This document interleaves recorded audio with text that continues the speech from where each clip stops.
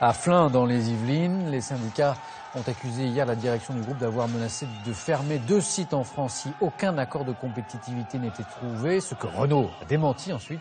Ce matin, le ministre de l'économie, Pierre Moscovici, s'est dit opposé à tout chantage aux fermetures.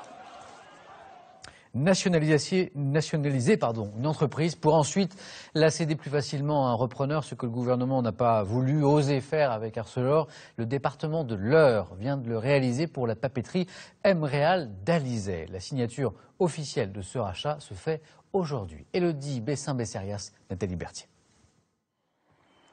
Du village, impossible de rater ces immenses cheminées. Avant, l'épaisse vapeur se fondait dans la brume locale. Mais depuis le printemps, ces machines ne tournent plus. La nature a repris le dessus. Tous ces mètres carrés qui sont inoccupés, toutes ces machines arrêtées. Ce qui est encore plus dramatique, c'est qu'on a vu même ces machines se monter parce qu'on était présents. On a tous une forte ancienneté. Pour ma part, c'est presque 30 ans. Le cœur de l'usine bat pourtant encore. Cette machine, la plus grosse de France, 800 tonnes de papier en sortaient tous les jours.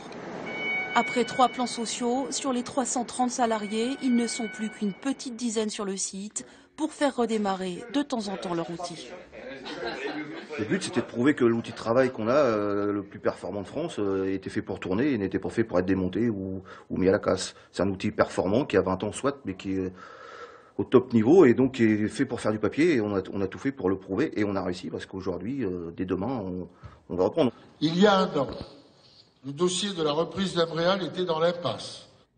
Et c'est là que tout se joue, au Conseil général. Ce jour-là, c'est la cérémonie des vœux. Aujourd'hui, le département va racheter l'usine à son propriétaire finlandais pour 22 millions d'euros avant de le revendre dans la foulée à un repreneur thaïlandais. Le département pilote le sauvetage. Sans eux, on ne serait jamais arrivé là où on en est aujourd'hui.